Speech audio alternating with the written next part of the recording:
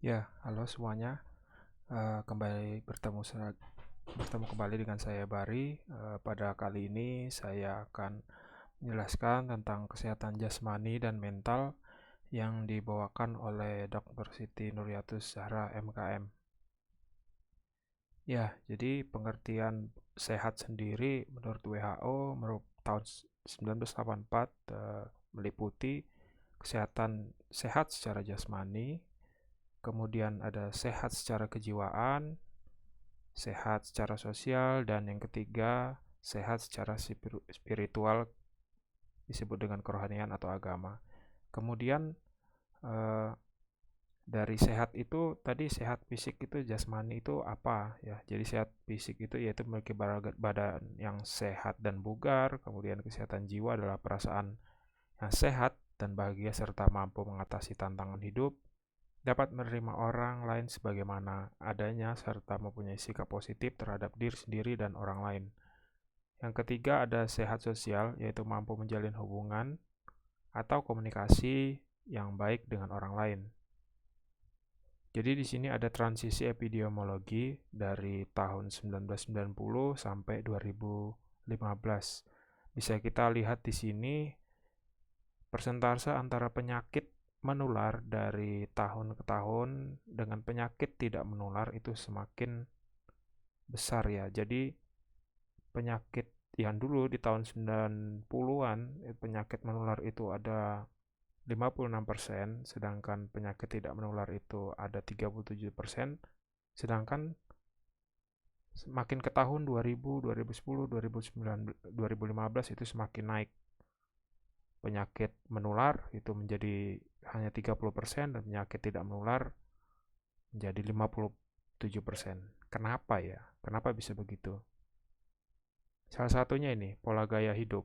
Jadi untuk manusia zaman sekarang itu mempunyai aktivitas yang jarang melakukan aktivitas fisik, kemudian jarang mengkonsumsi buah dan sayur, kemudian itu sering mengkonsumsi makanan goreng dan berlemak, minum minuman bersoda, bergula, kemudian itu malas karena diam aja di kursi mungkin, ya sering mungkin pekerjaannya juga yang hanya di kantor duduk aja 8 jam atau lebih dari itu. Kemudian ada konsumsi minuman alkohol dan merokok. Sehingga menyebabkan apa akibatnya? Ya, ada obesitas, ada kanker paru, ada jantung, ada pencernaan gangguan, stroke, kerusakan organ, hingga menyebabkan kematian. Jadi dari itu Indonesia sendiri dari Dinas Kesehatan itu mencanangkan Germas ya, disebut dengan Gerakan Masyarakat Hidup Sehat dari penyakit menular tidak menular ya, jadi penyakit tidak menular ini perlu dicegah. Apa aja sih tujuan dari gerakan Germas ini? Yaitu satu, kesehatan terjaga, kemudian produktif, kita semakin produktif. Kemudian yang ketiga itu lingkungan bersih. Kemudian yang empat itu biaya berobat berkurang.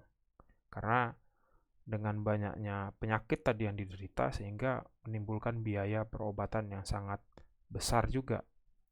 Misalkan eh, ya contohnya lah kita sebagai orang Indonesia itu kan kalau asuransi kesehatan kita rata-rata menggunakan BPJS. Nah, seperti penyakit jantung, diabetes itu akan sangat membebani pemerintah pastinya.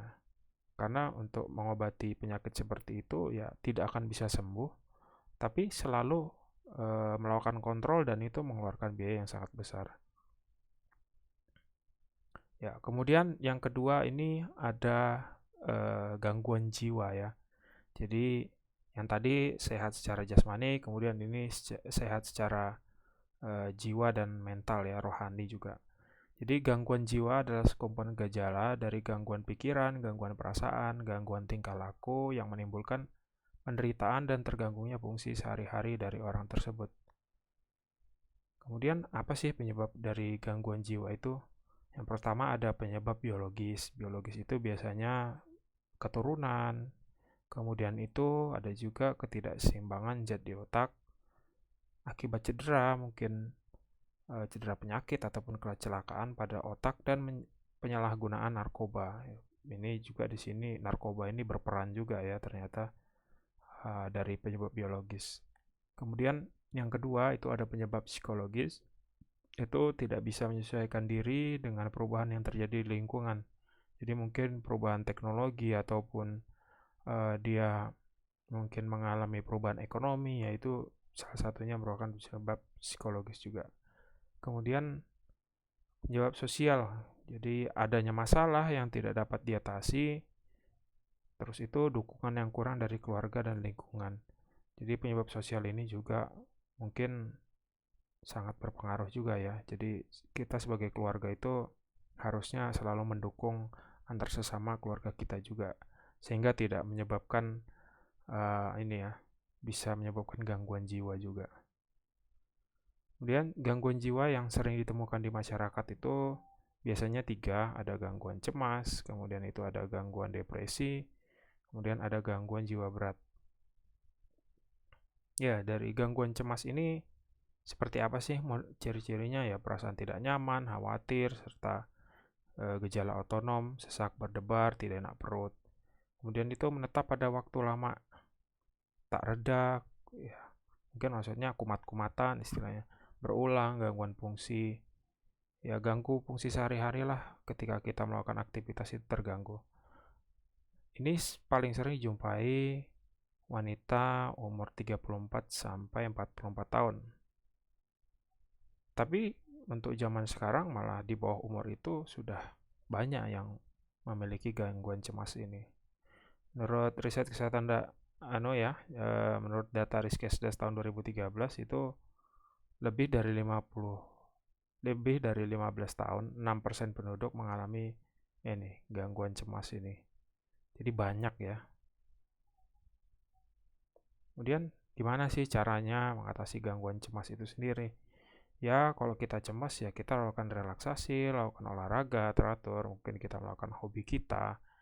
Kemudian kita melakukan PABS, kemudian itu kita juga positive thinking, kita manage stres kita.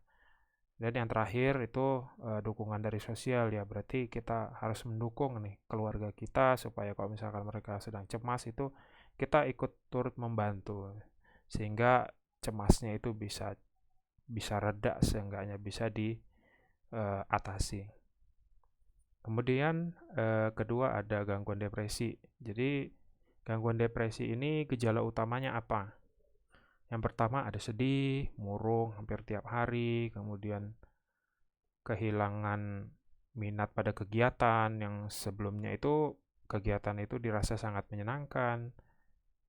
Yang ketiga tidak bertenaga, mudah lelah, aktivitas menurun. Ini juga kasus begini mungkin bisa juga kayak misalkan keluarga kita mungkin ada salah satunya di situ. Mungkin kita punya keluarga, kemudian itu ada meninggal. Nah, itu juga bisa gejala itu bisa menyebabkan depresi juga. Kemudian ada gejala tambahan itu konsentrasi. Pertama konsentrasi dan perhatian menurun. Yang kedua harga diri turun. Yang ketiga itu ada rasa bersalah. Yang keempat itu ada pesimis. Yang kelima itu ada gangguan tidur ya, susah untuk tidur. Mungkin sampai susahnya untuk tidur itu mungkin sampai minum obat tidur kali ya. Kemudian ada gangguan pola makan. Yang terakhir ada ide bunuh diri. Nah, ini yang paling berbahaya nih, melakukan ide bunuh diri. Karena sebenarnya bunuh diri itu gak bagus ya. Kita sudah diberikan kehidupan, terus kita tiba-tiba pengen menyelesaikan hidup kita sendiri. Itu sangat tidak bertanggung jawab sebenarnya. Nah, jadi gimana sih cara mengatasi depresi tersebut? Yang pertama itu ada intervensi psikososial. Jadi ya kalau di ini depresi adalah masalah lazim. Ya artinya ya memang kita menyadari kalau depresi itu ya lazim lah. Kemudian bukan malas dan lemah. Penderita itu harus berusaha mengatasinya. Jadi ketika kita depresi jangan kita larut dalam depresi itu. Kita harus bisa mencoba mengatasinya. Kemudian yang ketiga itu perlu waktu penyembuhan.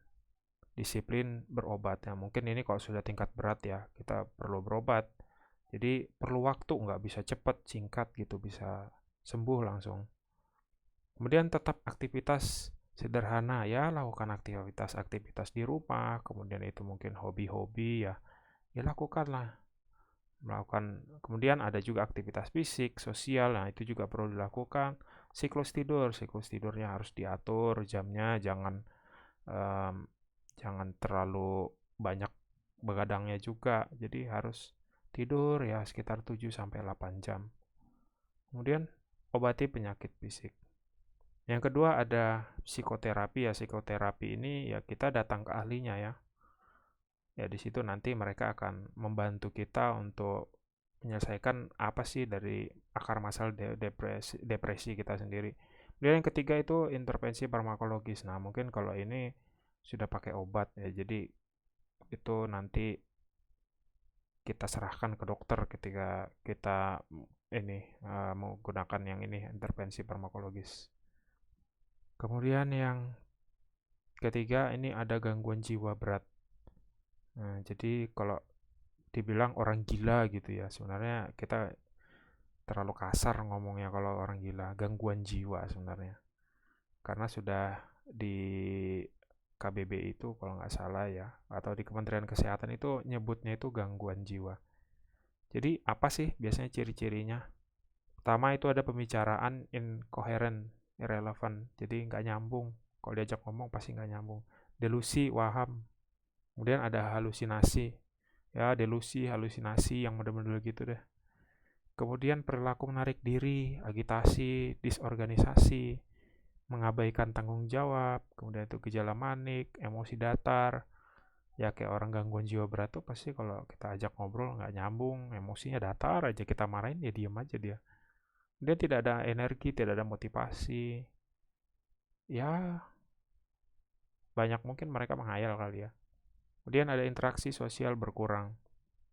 Ya ini pasti nih, interaksi sosial berkurang. Karena dia punya dunianya sendiri. Kemudian gimana sih cara mengatasi gangguan jiwa berat ini? Ya kalau ini sih ya mungkin kalau kayak misalkan di rumah sakit jiwa yaitu pemberian obat-obat ya kalau udah yang parah. Kemudian itu ada psikoterapi. Nah mungkin kalau psikoterapi ini lebih ini ya, lebih apa istilahnya? Lebih soft mungkin kali ya. Ada ini perilaku. Yang pertama ada terapi perilaku kognitif. Ya. Kemudian yang kedua ada dorongan orang terdekat. Ya orang terdekat ini pasti ya keluarganya lah. Kalau ada yang punya gangguan jiwa berat malah jangan dimarahin mungkin kali ya. Ada yang sampai dirantai kayaknya ya. Itu jangan, ya harus diajak komunikasi lah, dibangun lagi jiwanya itu supaya bisa bener lagi. Kemudian yang ketiga ada komunitas penyakit ya, mungkin ini keluarganya itu mencari ini komunitas penyakit ini kayak apa sih, gimana caranya mengatasinya, kira-kira uh, kalau dia lagi sedang begini cara ngatasinya dicoba dengan begini. Ya mungkin kayak gitu sih kalau untuk mengatasi gangguan jiwa berat. Ya, jadi ASN sendiri karena ini Latsar CPNS, jadi ditekankan di sini adalah ASN perlu sehat jasmani dan rohani. Artinya kita harus sehat jasmani dan rohani. Tidak kita jauhi tubuh kita ya, ya raga kita dan jiwa kita itu ya dari penyakit-penyakit yang tadi tuh. Apalagi gangguan jiwa itu ya. Itu sangat janganlah. Supaya apa? Supaya apapun yang kita kerjakan itu berjalan dengan lancar, kemudian pikiran kita juga bisa fokus. Kemudian itu juga ya kalau misalkan kita gangguan jiwa misalkan, ya gimana mau kerja? Orang jiwanya aja terganggu. Mungkin ya itu aja sih mungkin dari saya. Oke, kalau gitu itu aja dari saya. Terima kasih dan sampai jumpa di video berikutnya.